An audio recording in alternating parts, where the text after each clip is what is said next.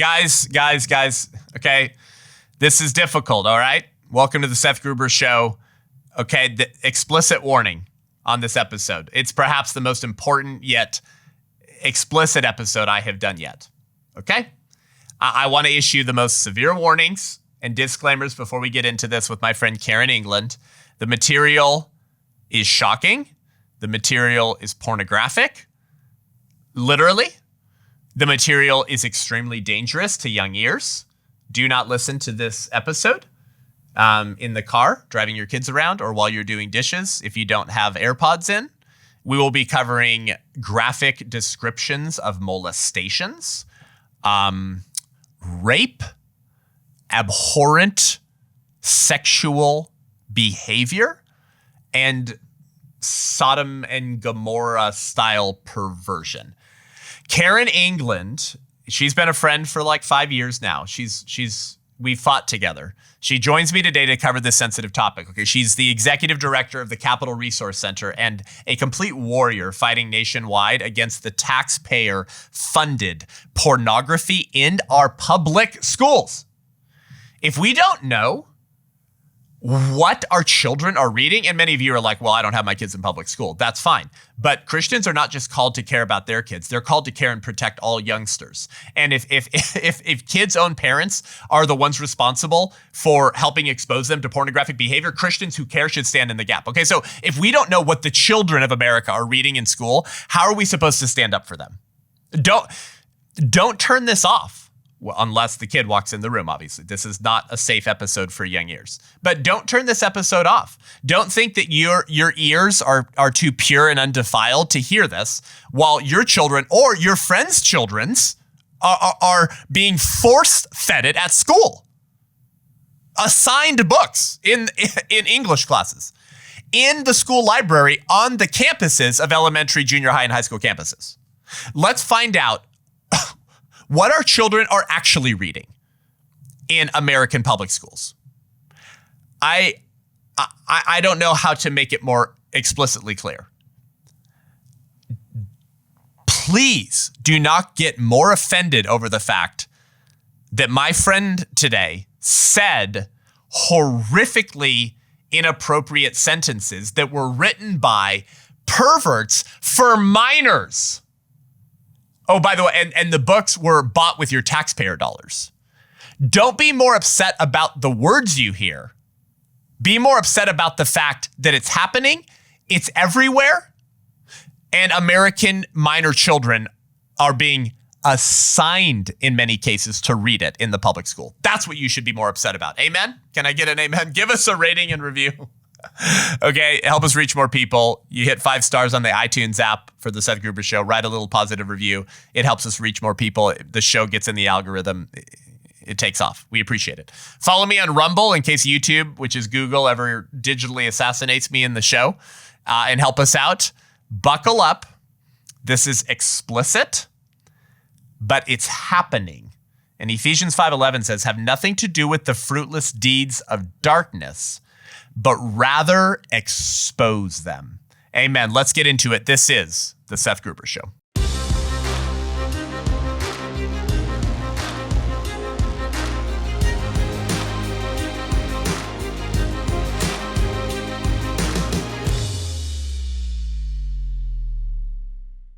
Karen England, welcome to the Seth Gruber Show. What the heck? I don't know how this has not happened before, Karen. We've been at so many of the same events. In fact, I think we might have even both spoken at Come Back California in 2020, if I'm remembering correctly. Yeah, I think that's when I think that's right. Yeah, anyways, wow, here we are 5 years later. The world is a little bit more sane, a tiny bit. But things are still out of control. And we talk about things here on the show all the time, Karen, of like the insanity of some of the state level legislation, things happening in education, the pro-life fight, the trans stuff. And you're like, yeah, there's been a lot of victories since Trump won for the third time. But you're like, wow, things are still out of control. And so I guess I don't know what you're known as. You're described as many things. But you've been unveiling and exposing for a little bit of time now, actually, Karen, the sexualization of children through state-funded, taxpayer-funded, public elementary schools, junior high schools, and high schools. And I talk a lot about the comprehensive sexuality education. I talk a lot about the filth in the health ed, sex ed teachings in schools that is often mandated in health classes. I think you've fought that battle as well, but now you've added to your fight getting the porn out of the school classrooms. Who is Karen England, and how are you so cool, I guess, is what I'm asking. Oh, well, I don't know. I'm just pretty cool. It just comes naturally. So you're right. I was involved. I'm the kitchen table activist. That is really how I started. I realized when I got a report card a report card from years ago that I got a D- in government, but I write policy and, legislation. So it's just, I shouldn't have gotten the D- apparently. So anyway, I did start off in sex ed. Actually, 30 years ago, I got started in our neighborhood about sex ed in our local school in Rockland, California.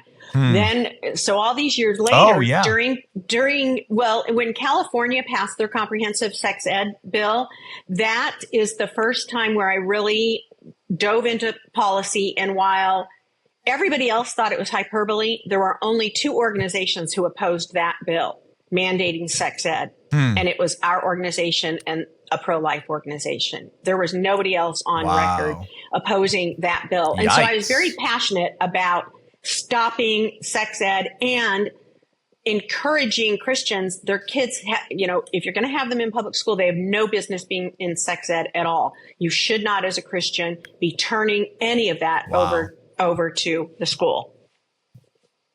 Good for you. So that's right. I mean, people have to understand this is not a new thing. A lot of this filth has been around for a while. We've talked a lot about on this show, Karen, exactly what all that is. The comprehensive sexuality education. Planned Parenthood is the largest provider of comprehensive sex ed in the country. We've done the whole history of CCUS. The people who listen to this show know a lot about that. Okay. Yeah. And it's been around for a long time. Yeah, exactly. And I have a whole chapter on that in my book, The 1916 Project. However, this is how the left operates, right, Karen? They want it all. Right. They actually are. In many ways, we compare the left to like petulant, spoiled brat teenagers. And it's because that's how they operate. Like, I want more. Right. Give me more. And they whine and scream until they get what they want. But they're never satisfied. They want, it's actually like the Great Commission flipped upside down. The cultural mandate flipped upside. They want the world, and they want their ideas. It's actually just a leftist theocracy. And so one of the things you've discovered is it's not just in the sex ed, which is not really about the birds and the bees and never was, but they assign filthy books in English literature classes. Yes. And so COVID hit, and that's tell us about this. Yeah. Well, I used to poo-poo the moms that would go out and do the books. I was very concerned about sex education and all of that. And I was totally judgmental. I was like, who cares if it's one book in a library? Until after COVID, or during COVID, I started really looking into it, and I saw how deep and wide it was, how every grade level in the library, then also in the public library, how awful it really was. And the messages they are sending starting in kindergarten about pleasure, having sex, all of it starting in kindergarten with these books. And you'd be surprised at how many books there are. And so we built a website with all 50 states that you can literally go see your state, your school district, and the books that are in your school district. And you can decide. You don't have to believe me. You can decide if you think that's appropriate for minor children in your taxpayer dollars to go to. Well, so where can people get that information? They can go to takebacktheclassroom.com. takebacktheclassroom.com. And here's something that a lot of people are unaware, and this actually does go back to Kinsey because it's all the laws that were changed because of Kinsey, and Dr. Reisman wrote about this. But that's right. When obscenity laws were passed, over 43 states went back and they exempt certain institutions from obscenity laws. And they exempt in 43 states, they exempt private, public libraries, public school libraries, and universities. So when you wonder, how is all this being read? How did this get here? Well, it's been here and there's an exemption. So what I might read to a neighbor child and considered harmful to minors and get charged with something, a teacher can have it in her library. The library can have it and distribute it. And again, the left is so far ahead of us all the time. And so that's kind of the key component. This is legal. Now, it doesn't mean you have to keep it and have it in there, because you can get it removed and you should get it removed. But that's how this stuff all started, got in there. And so you can't call your DA to go in and, arrest the librarian because they're allowed to have it. That's right. That's right. I've raised that question on this show before. I've given people the answer. I'm like, but why is that? Yeah. Why, if I show you this to your kid, if you have me over for dinner, if I was some kind of pervert, that like you could call the sheriff and have me arrested, but take the same book and go put it down inside a classroom 5 blocks down the street in the same city at the local public school, and it's educational. And by the way, Karen, you're so knowledgeable, so you probably know this, but I think I've only said this on the show once, so let me just repeat it. Guys, most of the sex ed experts that were lobbying before state boards of education to change the laws to make what was otherwise obscene exempt were being paid by Penthouse magazine. Yep. So the pornography industry, can someone say conflict of interest? And I want you to respond to this, Karen. Footed the bill to get the sex ed experts in front of state boards of education to change the laws.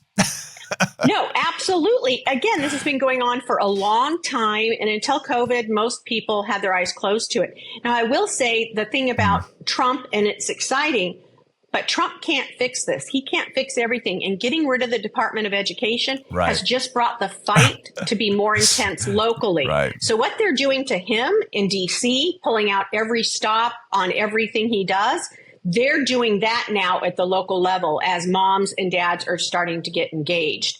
And that's again, why we built takebacktheclassroom.com, to actually show parents what is in your school with the excerpts of and pictures, and you decide. And if you come to the conclusion it's really okay, please don't run for school board or come near my children or grandchildren. Karen, so listen. The people who listen to this show are not pearl clutchers. And I can't believe Karen just described that. Like, we deal in the real world. That one of the things that makes the White Rose Resistance unique is we kind of a serrated edge approach to the culture of death. Because sometimes it takes that in your face approach to wake up a sleeping people. And so we'll put an explicit warning on this, and I'm saying it verbally right now as well. And you did a great job with Pastor Jack on his podcast recently. But listen, like, this is not hearsay, guys. So, Karen, what exactly is in the school elementary and junior high school libraries? Okay. And the public libraries? And then tell us some of it. Tell us what's in some of these books so that people understand how serious. It's not a minor problem. It's a very major problem. Yes. And then we'll talk a little bit about why. But why don't you educate us a little bit? Okay. Well, that's a big education. So I will talk about a few of the most common books that are in elementary schools almost everywhere. And let me say, this is in red states, blue states, Florida, under DeSantis, because libraries are governed in totally different than education code and education and curriculum. It's totally different. It's separate. The librarian orders the book.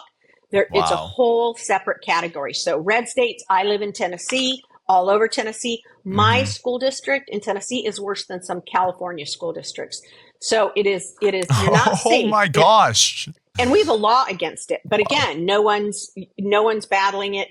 Again, these people just do what they want, kind of like with what's going on with the deep state with Trump. And so these books are everywhere. But the number one book that I think is, well, there's so many actually, but there's a book called The Big Bathhouse. And they gosh. Well, again, being from California, I already knew it was going to be a problem. So I opened it up, and the left will say that this is all about Asian culture because grandmothers bathe with children. Again, but it's picture after picture after picture of a bunch of naked people. You can't really tell if they're boys or girls in the big bathhouse. Picture after picture after picture. Now, I don't know how about Asian culture and if that's what they really do, but we don't do that here. And the message it sends kids that are sitting at floor level and pull out a pretty book that is designed to grab the minor child, and you see picture after picture of a bunch of adults in a pool together with children naked. It's page after page after page. This desensitizing is starting very early so that as they continue to move up, they progress to all sorts of other things. There's also It's Perfectly Normal, which teaches about, and this is I've kids heard of that section. one. Yeah. Cartoon pictures of masturbation, promoting abortion. Oh my gosh. It's a right. Some people don't like it, but what does it feel good to you? So it's called It's Perfectly Normal. It's a really bad one. And then there's one that I just discovered. And so I want to look. We're working in Huntington Beach because Huntington Beach, California City Council passed a really good policy saying if it's not appropriate for kids, then we need to move it to an adult section, and they have to have the parents' permission to go in and look at it. And so I'm working on, the ACLU came in and put a ballot on the measure to overturn that. And so there's an election June 10th. So I've just been researching everything. Oh, wow. Yeah. So again, the ACLU, they want to have access to your kids, but it goes on and on about, it says it's how my body grows, but it's all about transgender, all about having sex. Oh, I think this is the one that says when, 10, 11, 12, and you're ready to have sex, it just needs to be in a loving relationship. You're 10, 11, 12 years old. Yeah. So that's some of that. Flamer is one. Do you want me to read from it? Yeah, we've already given an explicit warning. So, people Flamer, should know. This would be more junior high, sometimes in elementary and sometimes in high school. Hey, Navarro, suck any good dicks lately? Ha, ha, ha, ha, ha. What's wrong, Navarro? I thought you like a big sausage in your mouth. Ha, ha, ha. Flamer. Yikes. That's just one excerpt. Wow. Me, Earl, and the Dying Girl. I bet it's on every other page. Well, the law says the Supreme Court that governs library books in schools says pervasively vulgar. So our website only did the books that I consider pervasively vulgar, meaning it isn't a one-off. Okay. It isn't the word masturbation mixed in something on puberty. It's pervasively vulgar. Here's one where this is a common one assigned to 9th grade English in English Lit. That would be 14 years old, 14. Or if someone's, upgraded, all my grandkids are up a year. And it says, are you going to eat her pussy? Yeah, Earl, I'm going to eat her pussy. Pussy. Hey, yeah. Do you even know how to eat pussy? Again, I'm reading one excerpt of pervasively vulgar, which means there's a whole lot more in there. Flamer. Oh, the one I was talking about. These are in school libraries? School libraries paid for with taxpayer dollars. And that one is frequently assigned. And the one I was talking about is that everybody book like LGBT part of classes. Yes. And I will tell you, this is an example.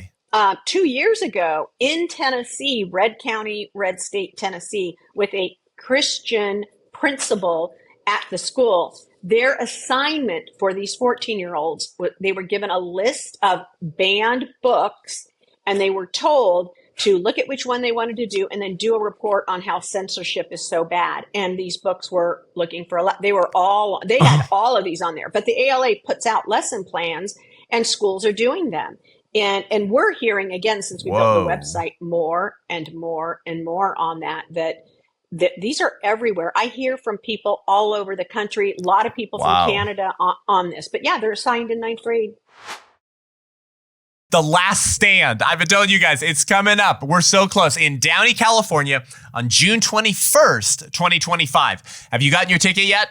We want to see you there. Join us on this one-day, packed day, Christian festival with worship, speakers, activities, and honestly, my favorite part is the fellowship with like-minded brothers and sisters. Do you feel that? Like when you look at the insanity and you're like, where are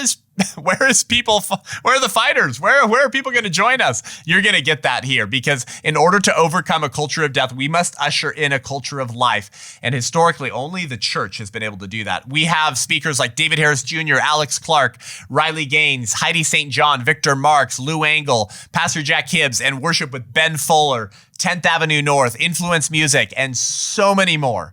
It's going to be one of those life-shifting events, and we're asking and believing that this is a move of God that will become an annual thing to reach the hearts of the next generation of young people and of lay Christians who are taking back the mantle of Christian resistance. But the resistance is far from over. Family and biblical values are still under attack until our country turns to Jesus.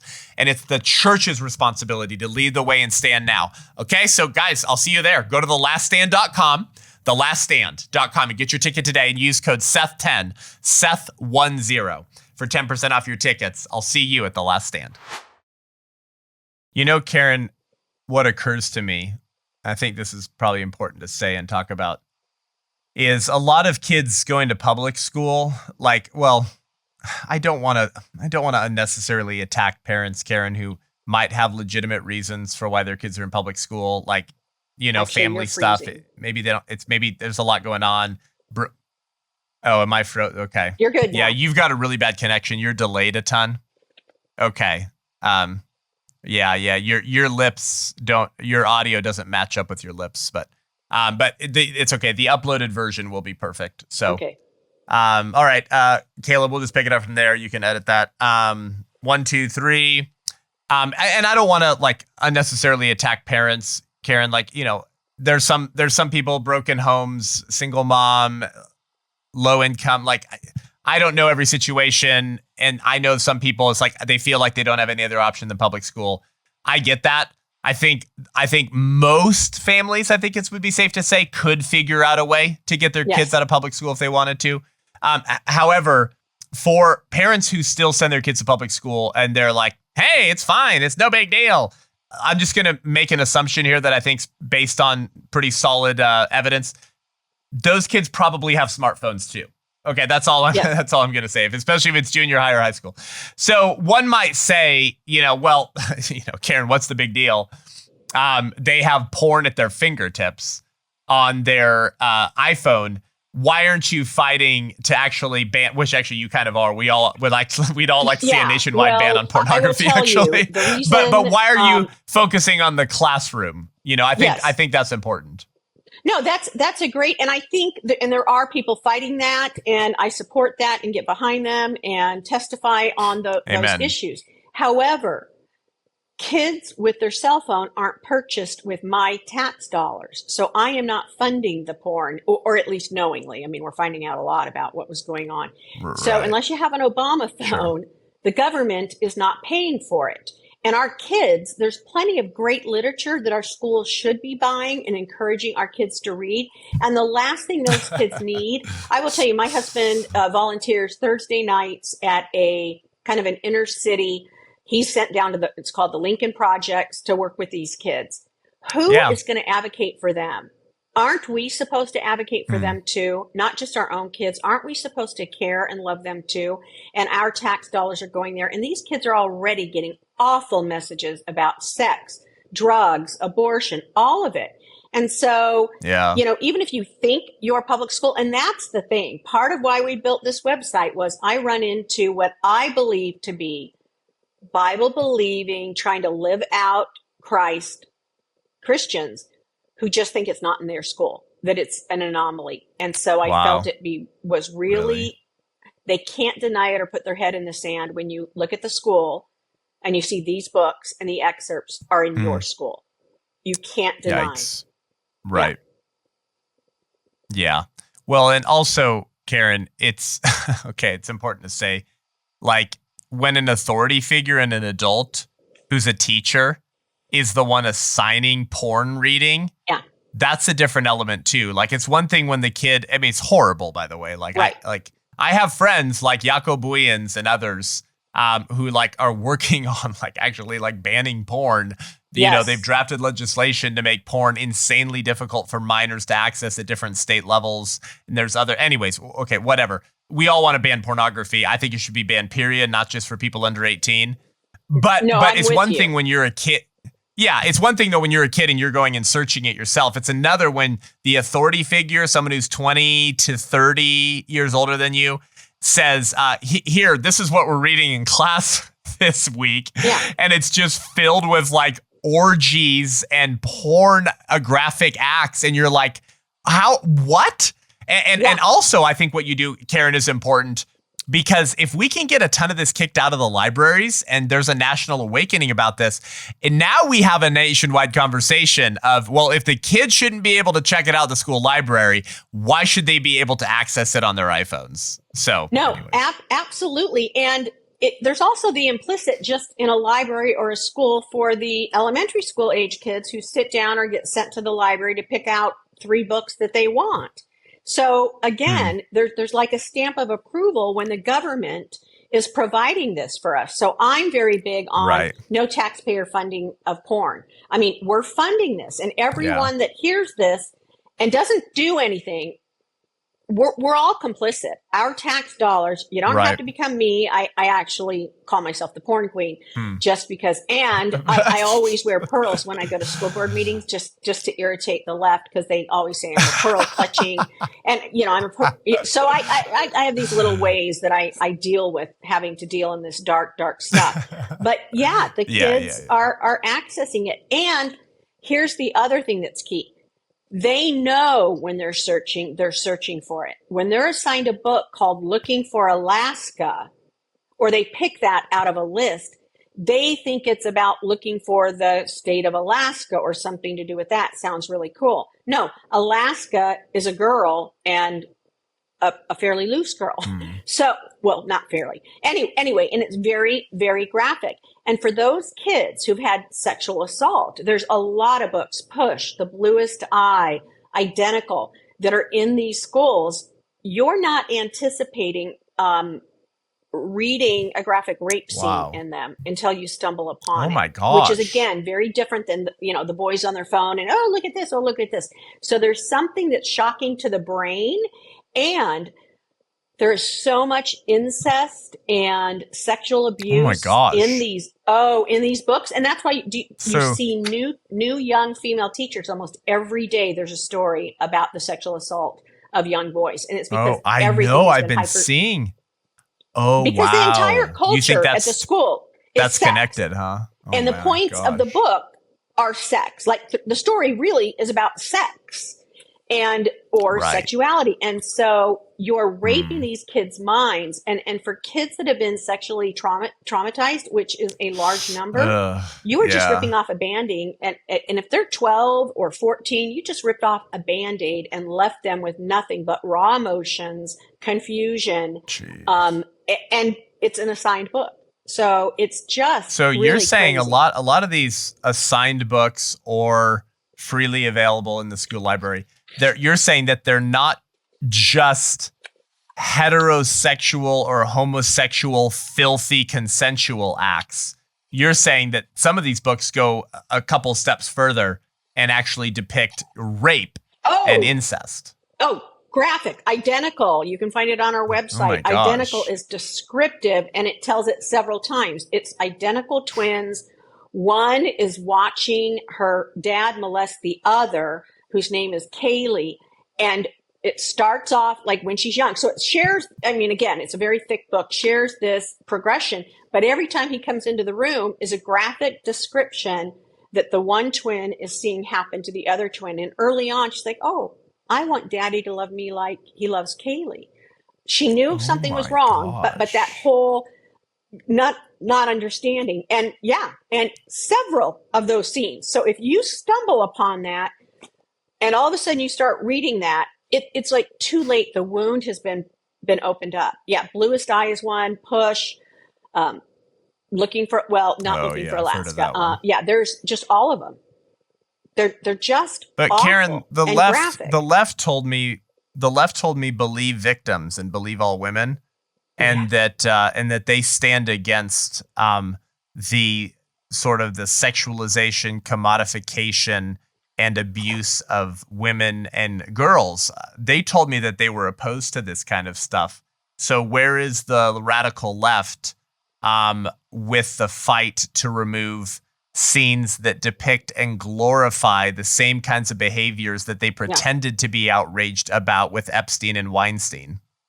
I think you said it. They pretended to be outraged about, because again, they're the same ones that say, well, she needs to see herself. No, a minor child doesn't need to see herself being graphically raped once again in a story. That is not what these kids need. And that there's no literary value. That's what they always say. Well, it's germane to the story, or there's some literary value. Well, no, sexualizing kids, minor children, especially with tax dollars, there is no reason, no literary value to that. That is not the message that hormonal, growing, young people are getting when they're reading these books. And I did the Come Back California tour with Pastor Jack this I don't even know when, this summer. And 2 different churches, 2 different young girls came up to me addicted to porn started erotica, and they were 2 or 3 books in before they realized, whoa, this is, because again, there's dopamine drops. There's all sorts of stuff. Right. And so just like regular porn, and girls are increasingly being addicted to porn, not just our boys. But first, we'd like to thank our sponsor. We love them, of the Seth Gruber Show. Every Life Diaper Company. Everylife.com. Super simple. Okay. Guys, if you have not done this yet, why would you not do this? It is so stinking easy. Plus, you can pat yourself on the back and say, I am not using my dollars to participate in a culture of death, right? If you're having babies, or your grandkids are having babies, or you're involved at the nursery at your church, you need to get diapers and wipes from everylife.com. And my friends, the co-founders, they discovered that basically every diaper company in America financially or rhetorically supports the abortion industry. Like the people who make more money when more babies are born because more diapers and wipes are needed are helping subsidize the killing of babies, which is the murder of their clientele base. Make it make sense. The woke mind virus does weird things to you.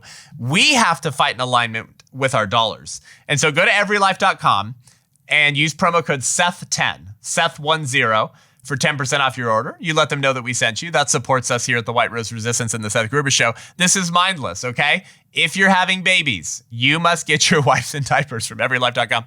Tell your local pregnancy center and tell your local church. Think of all the diapers that churches buy. They should be supporting a pro-life company and not a pro-abortion one. Right? Everylife.com. Make Every Life America's premier diaper company. That would be so cool and healthy for the culture. Thank you, Every Life. Go support them, guys. Karen, I heard about 1 or 2 books in school libraries, or I think school libraries, that actually had like QR codes to get kids to get involved. Like, have you heard about these? Oh, yeah. Oh, that's the new thing. So Trans Plus is one of them. And on our Instagram, we actually show you, and the source of this author built a website with Planned Parenthood around every single QR code. But it is graphic, insane sex scenes. It tells you where to go get breast binders. I mean, every chapter is something different, and they did QR codes. Well, as I'm in Huntington Beach, we actually uncovered probably 3 years ago, the very first, the book with the QR codes. I looked up that author, and I found a new book that I just ordered off Amazon, so no one's banning it, that has QR codes. and links to, everything under the sun to help the minor get around the parents' morals and values. And it's the same thing. And they're doing QR codes. She's very, very Insane. wise, because they can also then track your children from the QR code, because it sends them through her site. So again, there's all sorts of nefarious stuff going on here. So let's say that again. Planned Parenthood, the largest abortion provider in the world, the second largest provider of chemically castrating drugs for transgender kids, and the largest provider of comprehensive sexuality education in the country, not to mention International Planned Parenthood Federation and what they do to push around the globe, is helping craft websites with a pornographic author who writes porn books for minors so that after they read the book, they'll get involved with the new sexual revolution. Is that correct? And then they can track where they go, because you've gone from your phone through this QR code online. Yeah. Karen, Pamela Mar-a-Lago was the president of Planned Parenthood in the late 80s. And she once said, now that we've taught our children what to do in the front seat in driver's ed, we now need to teach them what to do in the back seat. Yeah. Well, and your audience knows this, and you know this. It's such a clash of worldview. And it's hard for conservatives and Christians to understand. I don't know why we don't believe her when she says that. I mean, we need to believe her when she says that. But that they honestly believe, as demonic as it is, that children are born sexual at birth, that you need to teach them how to be sexual and how to, again, sex ed is now about how to have pleasure when you're doing it, no matter what age you are. Like, it's sex ed is no longer about health. Or what kind of sex. Yes. It's like, and so that's what they do. And, it would be bad enough if they were just encouraging heterosexual consensual sex of minors. That would be bad enough. But it's like leave no sexual stone unturned. It's like expose them to all of it, basically. I remember being at a school board meeting, and it was in Nevada, and it was they were the sex ed curriculum, and they were talking about nocturnal emissions. And the one, she was like a sex therapist. That tells you how wrong this was. But she wanted to know why they weren't including how pleasurable masturbation is for the 5th grade girls, and they're just covering it for the boys. Literally out in the public, this was 5 years ago, with a straight face, and no one was outraged. It's absolutely crazy. Goodness gracious. Yeah. I'm in the middle of yes, please. I'm in the middle of making a new film, Karen. I'm gonna look up a few for you. I've been studying the Marquis de Sade, which is a conversation for another time. And a lot of the first sexual revolution, and by the first sexual revolution, Karen, I mean the French Revolution. And I was reading a great book on this, and it's really interesting. I want to get your thoughts on this insight, okay? Because I think people listening right now, Karen, I think one of the things any common sense realist begins to ask is like, why, you sickos? Why would you do all of this? And this is an interesting insight, okay? The author says, once gratification of passion becomes the definition of liberty, then liberty becomes synonymous with bondage, because he who controls the passion controls the man. Liberty, therefore, becomes a prelude, liberty, quote unquote, to the most insidious form of control known to man, because it is based on the stealthy manipulation of his passion. This was the genius of Enlightenment politics, which is nothing more than a physics of vice. Incite the passion, control the man. What do you think about that? That I'm going to have to get that from you, Seth, because that is exactly what's going on. And now they're going for our children, not even, they're starting young to do that. And that's exactly what it is. And I am so passionate about this that I know this next decade of my life is to stop the sexualization of our kids with our taxpayer funds. This is going to destroy the family. Yeah. This destroys relationships. These kids are being addicted to porn, and we're doing it and allowing it. And there's a lot of harmful stuff. They're targeting the African American community. And so I want to read from a book called All Boys Aren't Blue. You can go to takebacktheclassroom.com and you can see it. Let me give you another really graphic warning. He asked me to turn over while he slipped a condom on himself, but this was my ass, and I was struggling to imagine someone inside me, and he, was large. I had previously topped someone with who clearly enjoyed it, but he had been enjoying anal sex before I ever came along. He got on top and slowly inserted himself into me. He then added more lube and then tried again, in which it felt better, but not as much as I thought. He began stroking motion. Eventually, I felt a mix of pleasure with the pain. He didn't last long inside of me. Eventually, he gave me a kiss before he pulled out. I didn't stay long, nor did I masturbate after. What literary value, even if that was the only paragraph in the book. Jeez Louise. This is in schools all over the country. This was in my school district in a red county, Red, Tennessee. Really? Yes. In your county in Tennessee. The trans book, and I'm going to send you our Instagram on that. My gosh. Because it takes you through where you have to link that you're 18. There's the other book, and this is with children and then middle school, and it's called Let's Talk About It. It actually talks about watching porn, finding your favorite porn star. I'll read a little more from it, but the whole encouraging them in porn. And this is everywhere. It's called Let's Talk About It. It sounds dumb, I know. I mean, like, obviously I know sex when a penis goes inside a vagina, but what about all that other stuff? Like oral sex, hand jobs, fingering. Do things count as sex, or do they? I don't know, their own subcategory. What if you're rubbing someone's junk through their pants and they get off? I mean, it just keeps going on. This is for like K through 8th graders. Let's talk about it. This is a very, very common one in all public libraries and in school districts as well. This is one of the more common ones. The author I've been reading as I've been studying the French Revolution, Karen, he continues and says, and that discovery was so ingenious because vice as a form of control is virtually invisible. Those who in the thrill of their passions see only what they desire and not the bondage those desires inflict on them. So sexual liberation is, as a result, the ideal form of control because it is virtually invisible. And so the left has been doing this, Karen, actually for hundreds of years, actually. And when you hear this stuff, guys, like, let me just okay, we did warnings in the intro, guys, when you press play on this episode. So I don't want angry emails, but like, if you're more upset about the fact that a Christian gal like Karen read that out loud than you are at the fact that minors are reading it and your taxpayer dollars are paying for them to read it, then your moral compass is broken. Okay.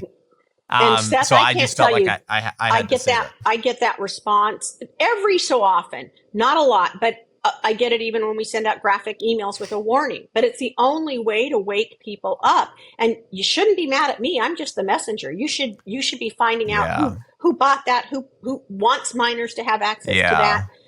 Don't be mad at me. Right. That's right. That's right. That's the question. That's the question. Who wants minors to get that? That's exactly right. Yeah. And now that you know, stop complaining to me. Go do something about it because we've given you the tools. Yeah. Karen, I heard this story one time just on that point of a pastor who was in the pulpit on a Sunday morning. And he was just like applying the word of God to the horrors happening in our culture. He wasn't afraid. Yeah. He was boldly talking about the evils of abortion and the sexualization of our children and the chemical sexual mutilation of minors because of the religion of transgenderism and all this and the criminalization of parents who stand against the trans cult. And then he intentionally dropped his pen and he said, expletive. Yeah. So he cursed. He said, like a curse word. Yeah. He said, and the church went, and he said, and that's the problem right there. You're more upset, and you've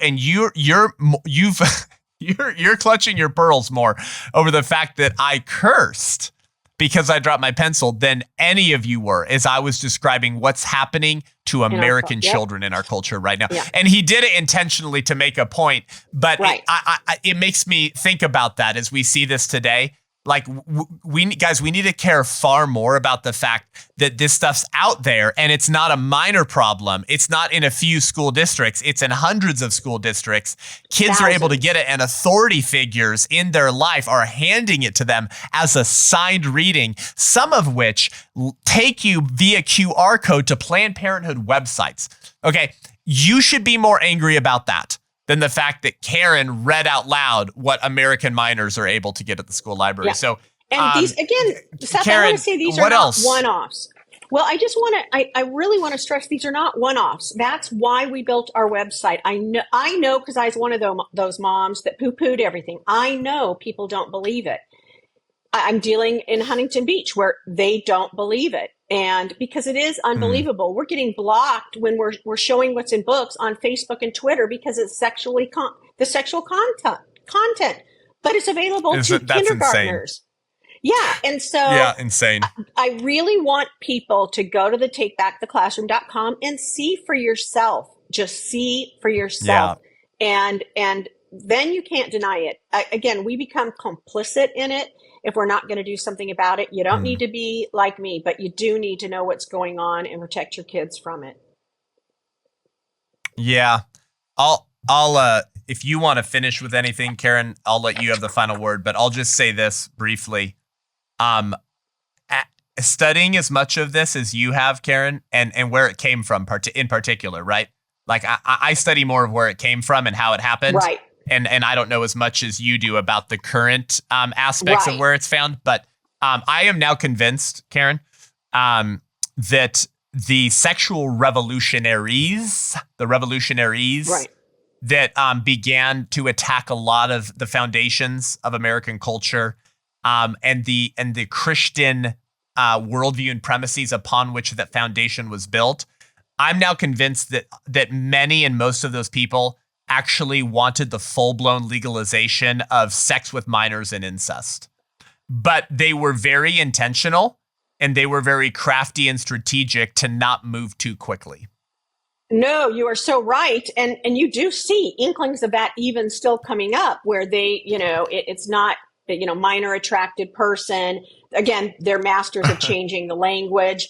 But there are people walking amongst us who still believe that and push for that and would want that if they could have it. These books are full of that as well. Again, they're setting all of this up, and Christian parents are dropping their kids off at school thinking their school is the exception. And I'm just here to tell you it's not, and that they're sexualizing your kids. And this is not hyperbole. I know it.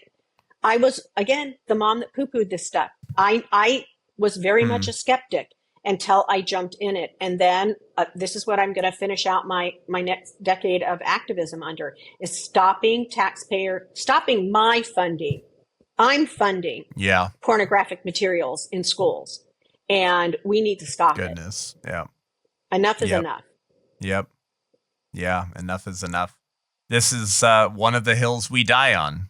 Absolutely. Guys, and you know what? I want to say, takebacktheclassroom.com. How sad is it going to be 10 years from now to look back and say, I sat silent during what was going on in our culture and I sat silent and comfortable?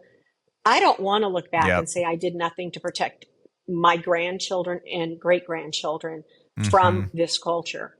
And so again, takebacktheclassroom.com. We want to help you. Again, I'm in Huntington Beach and in California now working on this, but I'll go to any school district anywhere and help battle and get these books removed. Good for you, Karen. Final statement, guys. Think about this. With the overturning of Roe versus Wade, everything became more local.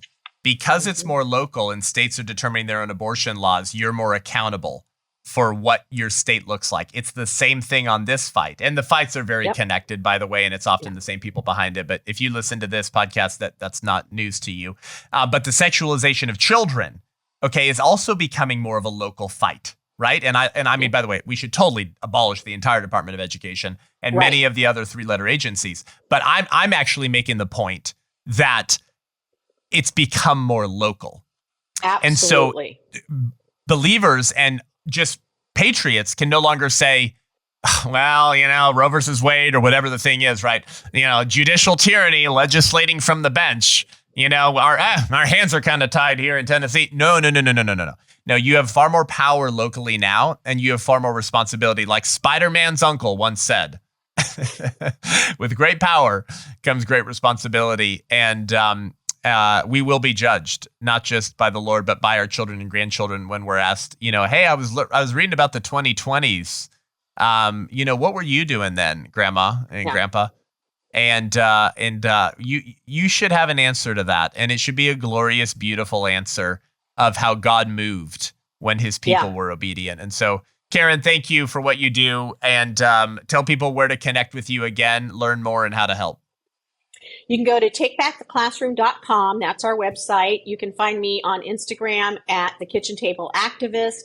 Twitter, X is at Porn in Schools. Facebook, The Kitchen Table Activist. I want to help moms and dads from their kitchen table. I know they've got busy lives. Let me help you. Amen. I love it. All right, guys, go and change the world. Everything is local. It's up to you. Support Karen. Get your resources from takebacktheclassroom.com. No complaining about the fact that she read those books. It's out there. 10-year-olds are reading it. Get angry over that. And let's protect our children. Karen, we'll see you out there.